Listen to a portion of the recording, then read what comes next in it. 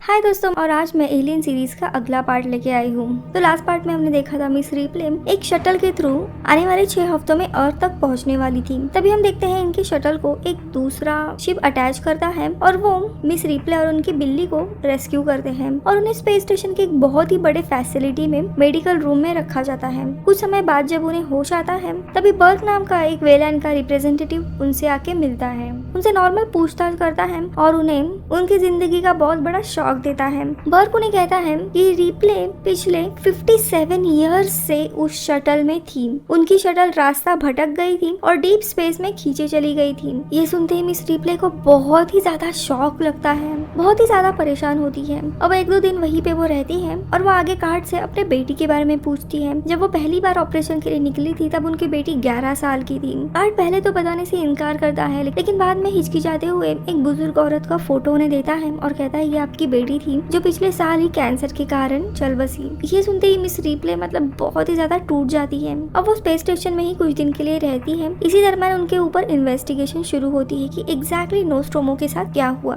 जहाँ वो बताती है कि कैसे इंजीनियर्स के प्लेनेट पर उसे एलियन फेस अगर मिले थे और उन्होंने इंसानों के ऊपर हमला किया था। लेकिन वेलैंड के लोग उसके बात पे भरोसा नहीं करते, क्योंकि वो कहते हैं कि आप जिस प्लेनेट की बात कर रहे हो, इंजीनियर्स का प्लेनेट, वहाँ पे पिछले 30 सालों से इन्होंने इंसानों की कॉलोनी बनाई है जिसमें करीब 150 लोग रह रहे हैं अपने फैमिलीज के साथ। यानी दोस्तों यहाँ पे पिछले 30 सालों में इंसान वहाँ पे गए थे और उस प्लेनेट पे काम कर रहे थे और उनको एलियन या फिर फेस हगर, उनके एग्स, ऐसा कुछ भी नहीं मिला था। अब ये सुन के रिप्ले और भी शॉक हो जाती है कि ये कैसे पॉसिबल है, क्योंकि उसने जो देखा था, जो डरावनी चीज उसने महसूस की थी, वो बहुत ही ज्यादा खतरनाक था। इसी दरम्यान हमें उस इंजीनियर्स के प्लेनेट पे देखते हैं। यहाँ पे वेलैंड कॉर्पोरेशन को मिस रिप्ले के थ्रू जब वो कोऑर्डिनेट्स मिलते हैं जहाँ पे एलियंस के एग थे, वो लोग कुछ लोगों को वहाँ पे इन्वेस्टिगेट करने के लिए भेजते हैं। अब यहाँ पे काफी सारी फैमिलीज रह रही थी, तो एक फैमिली अपने बच्चों के साथ उस लोकेशन पे जाती है। वो लोग इंजीनियर की शिप तक पहुँच जाते हैं और हस्बैंड एंड वाइफ अंदर चले जाते हैं। काफी समय के बाद वो औरत पैनिक स्टेट में बाहर आती है, क्योंकि उसके हस्बैंड के चेहरे को फेस हगर ने कनेक्ट किया था। वो लेडी अपने बाकी की टीम से मदद मांगती है। अब ये हादसा इधर ही खत्म हो जाता है और इसके कुछ ही घंटों के बाद इस पूरे कॉलोनी का कनेक्शन टूट जाता है। उस कॉलोनी पे एग्जैक्टली क्या हादसा हुआ ये किसी को पता नहीं चलता।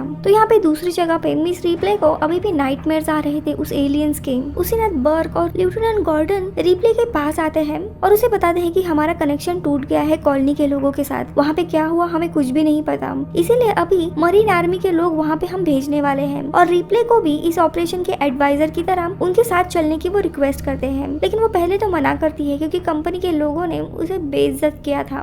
लेकिन उसे बार बार एलियन के नाइटमेयर्स आने के कारण वो मान जाती है। लेकिन उसकी एक शर्त होती है कि अगर एलियन मिलता है तो उसको वहीं पे डिस्ट्रॉय करना है, अर्थ पे लेके नहीं आना है। अब यहाँ पे बर्ट मान जाता है और इनकी टीम रेडी होती है। कुछ दिनों के बाद ये लोग तुलोको नाम के शिप से निकलते हैं। ये एक मिलिट्री रेस्क्यू ऑपरेशन था जिसमें काफी सारे आर्मी के लोग थे। इसके अलावा बिशप नाम का साइंस ऑफिसर था जो कि एंड्रॉइड था, यानी रोबोट। इस शिप्स में काफी सारे अलग अलग वेपन्स, बॉम्ब, रॉकेट लॉन्चर्स थे।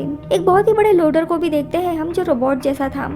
अब कुछ समय के बाद ये लोग उस इंजीनियर्स के प्लेनेट तक पहुंच जाते हैं। इनके मेन शिप को ये लोग स्पेस में ही छोड़ते हैं और बाकी के सारे लोग एक ड्रॉप शिप के जरिए प्लेनेट पे आते हैं। ये लोग अपने व्हीकल से उस स्पेस कॉलोनी में जाते हैं जहाँ पे सारे इंसान काम कर रहे थे। लेकिन इस पूरे बिल्डिंग में एक भी इंसान नहीं था और पूरी कॉलोनी तहस महस हो गई थी, मानो बहुत ही बड़ा अटैक यहाँ पे हुआ है। आगे बढ़ते हुए ये लोग एक लैब में पहुँचते हैं जहाँ पे इन्हें एक ट्यूब में फेस हगर रखा हुआ दिखाई देता है और इनमें से 2 फेस हगर जिंदा थे। और ये देखते हुए इन्हें पता चल जाता है कि ये लोग फेस हगर पे रिसर्च कर रहे थे और उनमें से ही एक फेस हगर बाहर निकला होगा जिसके थ्रू एलियन बना और उसके बाद ये पूरा अटैक। तभी लैब में इन्हें कुछ हलचल दिखाई देती है। ये लोग आगे एयर वेंटिलेशन के पास जाते हैं। एक लड़की दिखाई देती है जिसका नाम न्यूट था। ये एक लौती लड़की थी जो इस पूरे एक्सीडेंट में बची हुई थी, क्योंकि उस जगह पे वो चुपके से रह रही थी। वो इन्हें देख के काफी सहम गई थी और डर जाती है, काफी देर तक बाहर नहीं आती। लेकिन रिप्ले उसे प्यार से समझाते हुए बाहर निकालती है। वो बताती है कि सारे लोग एलियन का शिकार बन गए हैं। रिप्ले को उसे देख के अपनी बेटी की याद आती है, इसीलिए उसे समझा बुझा कर अपने साथ अर्थ पे लेके जाने का प्रॉमिस करती है और वापस व्हीकल में लेके आती है।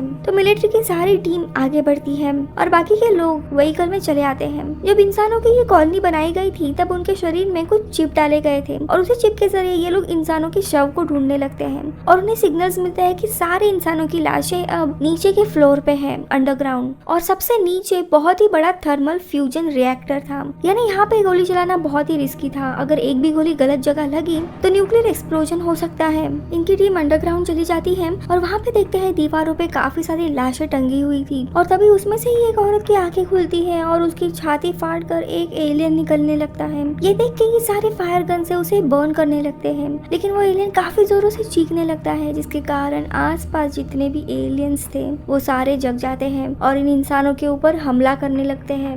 इन टीम्स को यहाँ आने से पहले एलियंस ये एक मजाक लग रहा था, लेकिन जब सामने इतना बड़ा एलियन देखते हैं तब वो काफी डर जाते हैं और वहाँ से भागने लगते हैं, और वापस आते हुए वो लोग अंधाधुंध फायरिंग करने लगते हैं और आग से सारी चीजें जलाने लगते हैं। इसी में इनके लीडर और कुछ लोग मारे जाते हैं। वो बाहर के लोगों से मदद मांगने लगते हैं कि हमें आके रेस्क्यू करो। तो व्हीकल में बैठा हुआ गॉर्डन जो था वो इन सारे एलियंस को देख के बहुत ही पैनिक होने लगता है और वो फ्रीज हो जाता है। ये देख के रिप्ले उसे हटाती है और व्हीकल का कंट्रोल अपने पास लेती है और व्हीकल को कॉलोनी के अंदर लेके जाती है ताकि बचे हुए लोग यहाँ से निकले।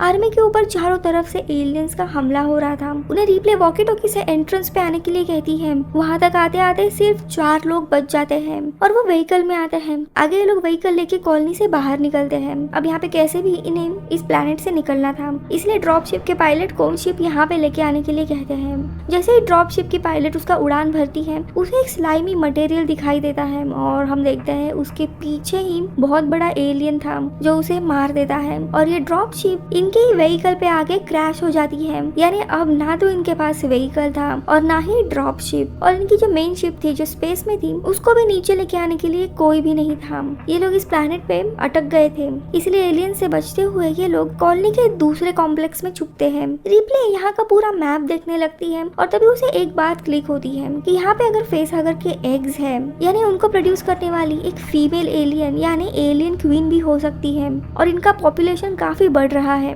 तभी रिप्ले बिशप को ऑर्डर देती है कि जो लैब में फेस हगर्स हैं उन्हें डिस्ट्रॉय करें, लेकिन वो मना करता है और कहता है कि मुझे बर्ग की परमिशन लगेगी। अब रिप्ले को समझ आता है कि यहाँ पे कुछ तो गड़बड़ है, इसीलिए वो बर्ग के पास जाती है और उसे कन्फ्रंट करती है। तभी वो कहता है कि उसे फेस हगर को अर्थ पे लेके जाना है ताकि उससे एलियन बने और एलियन को एज अ बायोलॉजिकल वेपन वो इंटरनेशनल या ब्लैक मार्केट में बेच सकता है, जिससे वो करोड़ों कमा सकेगा। वो उसे काफी मारती है और कहती है कि वो एलियन कंट्रोलेबल नहीं है, और तभी बातों बातों में उसे पता चल जाता है कि जब रिप्ले ने ये कोऑर्डिनेट्स बताए थे तभी उसने जानबूझ के अपने टीम को यहाँ देखने के लिए भेजा था। इस जगह पे कैसा खतरा है ये उसके लोगों को बताया भी नहीं था, यानी इसी इंसान के कारण ये सारे 150 लोग मारे गए थे। रिप्ले बहुत ही गुस्सा होती है, लेकिन तभी बिशप इन्हें इन्फॉर्म करता है कि जो ड्रॉप शिप क्रैश हुई थी उसके कारण पावर प्लांट का कूलिंग सिस्टम डैमेज हुआ है और अभी 4 घंटों में ये पूरा प्लांट, ये पूरी कॉलोनी एक्सप्लोड हो जाएगी। ये लोग सोचने लगते हैं कि यहाँ से कैसे निकले, क्योंकि अर्थ से अगर रेस्क्यू टीम आती है तो उसको आने के लिए भी 17 दिन लगने वाले थे। तभी बिशप बताता है कि इनकी जो मेन शिप है स्पेस में, उसमें एक और ड्रॉप शिप है जिसे ट्रांसमीटर के जरिए रिमोटली इस प्लैनेट पे लाया जा सकता है, लेकिन वो ट्रांसमीटर यहाँ से दूर था। तो बिशप खुद ट्रांसमीटर टावर तक जाने के लिए निकलता है। अब यहाँ रिप्ले उस बच्ची न्यूट को देखने के लिए जाती है जो मेडिकल लैब में छुपी हुई थी। वो जैसे ही उसे रास्ते में बर्ड और गॉर्डन दिखाई देते हैं, दोनों भी उससे माफी मांगते हैं उनके बर्ताव के लिए, लेकिन वो इन्हें इग्नोर करके लैब में जाती है। वो जैसे ही अंदर जाती है तभी लैब को कोई लॉक करता है और उन फेस हगर्स को भी ट्यूब से किसी ने रिलीज किया हुआ था और वो अभी इनके ऊपर हमला करता है। वो बच्ची जोरों से चीखने लगती है। रिप्ले उसे प्रोटेक्ट करके कैमरे के जरिए बाकी के मिलिट्री के टीम को सिग्नल देने लगती है, लेकिन कार्टर जानबूझ के मॉनिटर ऑफ करता है। उन फेस हगर को मारते हुए रिप्ले लैब का फायर अलार्म ट्रिगर करती है, जिससे फाइनली बाकी लोगों का ध्यान उसकी तरफ जाता है। वो सारे लोग वहाँ पे आके उसे रेस्क्यू करते हैं और उस फेस हगर को मार देते हैं। सब कुछ रिलैक्स होने के बाद वो बताती है कि ये काम और किसी का नहीं, बर्ड का है। वो इन दोनों को इन्फेक्ट करके क्रायो स्लीप में डाल के वापस अर्थ पे लेके जाने वाला था ताकि इन एलियन की स्पीशीज को ब्लैक मार्केट में बेचे, और मिलिट्री के सारे लोगों को वो मार डालने वाला था ताकि ये बात सीक्रेट रहे। तभी हडसन उसकी जान लेने के लिए जाता है, लेकिन तभी अचानक से इनकी सारी लाइट्स ऑफ हो जाती हैं क्योंकि एलियन का इनके ऊपर हमला हुआ था। इन एलियन से बचते हुए उनके ऊपर फायरिंग करने लगते हैं। तभी न्यूट इन्हें वेंटिलेटर के जरिए भागने का दूसरा रास्ता बताती है। एलियंस लिटरली इनके पीछे थे और वो लोग उन्हें मारते हुए आगे बढ़ते हैं, लेकिन इसी में हडसन एलियन के अटैक में मारा जाता है। तो बर्ग एलियन से छुपने के लिए दूसरे जगह जाता है और जैसे ही डोर खोलता है उसके सामने एलियन था, वो भी मारा जाता है। अब वेंट से जाते हुए गॉर्डन और वैस्केस आखिरी में थे। एलियंस को मारते हुए जब जा रहे थे तब आखिरी में उनकी गोलियां खत्म होती हैं। तो दोनों भी एक दूसरे को आखिरी गुड बाय कहते हैं और ग्रेनेड को ब्लास्ट करते हुए खुद का सैक्रिफाइस देते हैं ताकि बाकी के लोग बचे। अब आगे रिप्ले, रेबेका और हिक्स ही बचे थे। तो दूसरी जगह पे बिशप ट्रांसमीटर के टावर में जाता है और ड्रॉप शिप को सिग्नल देके नीचे बुलाता है। 16 मिनट में वो शिप आने वाला था। यहाँ पे रिप्ले, रेबेका और हिक्स तीनों भी वेंटिलेटर से जा ही रहे थे, तभी अचानक से वो लड़की नीचे गिर जाती है। रिप्ले उसे वहीं पे रुकने के लिए कहती है और हिक्स और रिप्ले दोनों भी उसे लेने के लिए जाते हैं, लेकिन तभी उस लड़की के पीछे एक बहुत बड़ा एलियन आता है, लेकिन वो उसे मारता नहीं है, उसे कहीं और लेके जाता है। ये लोग जब बच्ची को लेने के लिए नीचे जाते हैं तभी एलियन के अटैक में हिक्स जख्मी हो जाता है। तब तक यहाँ पे ड्रॉप शिप भी आ गई थी। वो जख्मी हिक्स को ड्रॉप शिप में छोड़ती है, लेकिन रिप्ले यहाँ से जाने के लिए तैयार नहीं थी क्योंकि उसे न्यूटन ने उस बच्ची को बचाना था। बिशप उसे वार्न करता है कि ऐसे अगर करोगे तो हम सब मारे जाएंगे, यहाँ पे हमारे पास सिर्फ 15 मिनट है, लेकिन वो उसे रोकने के लिए कहती है और खुद को वेपनाइज करके यहाँ से निकलने लगती है। यहाँ पे हिक्स और रिप्ले दोनों भी एक दूसरे की तरफ अट्रैक्टेड थे, इसीलिए वो हिक्स को एक फ्रेंडली गुड बाय करती है और उसे बचाने के लिए जाती है। अब रिप्ले कॉलोनी के नीचे के हिस्से में आती है, उसे न्यूट का बेल्ट मिलता है पर वो आसपास नहीं थी। ये देख के रिप्ले काफी रोने लगती है, लेकिन थोड़ी दूर पे हम न्यूट को देखते हैं। जब उसे होश आता है तब उसके सामने ही फेस हगर उसकी तरफ आ रहा था। ये देखते हुए वो बच्ची जोरों से चीखती है और उसकी चीख सुनते ही रिप्ले वहाँ आती है और उस फेस हगर को मारती है, लेकिन इस फायरिंग की आवाज से काफी सारे एलियंस उनके पीछे पड़ जाते हैं। उन्हें मारते हुए वो एक जगह पे आती है, वहाँ पे बहुत ही अंधेरा था और आसपास जब वो देखती है तब काफी सारे एग्स उसे दिखाई देते हैं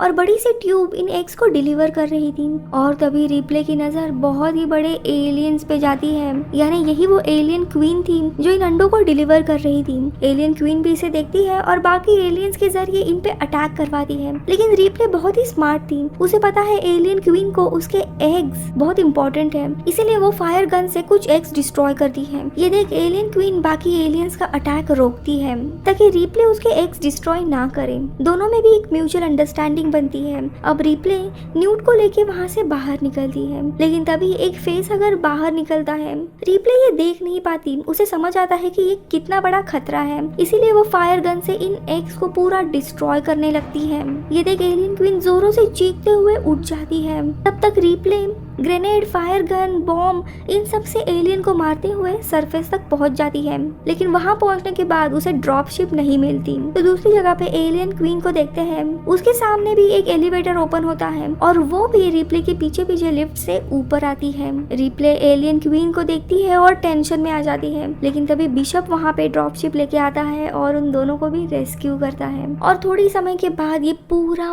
प्लांट ब्लास्ट हो जाता है, लेकिन ये लोग अपने मेन शिप में पहुंच जाते हैं। लेकिन तभी अचानक से कोई बिशप पे अटैक करता है और तभी हम देखते हैं वो एलियन क्वीन इनके ड्रॉप शिप को लटकते हुए ऊपर आ गई थी मेन शिप में। अब यहाँ पे रिप्ले लोडर के थ्रू उस क्वीन से लड़ने लगती है और उसे एयरलॉक के मॉड्यूल में डाल देती है। रिप्ले लोडर से बाहर आती है और सीढ़ियां चढ़ के एयर डॉक को ओपन करती है, जिसके कारण पूरे स्पेस में ये सारी चीजें खींची चली जाती है और इसी में वो एलियन क्वीन भी डीप स्पेस में खींची चली जाती है।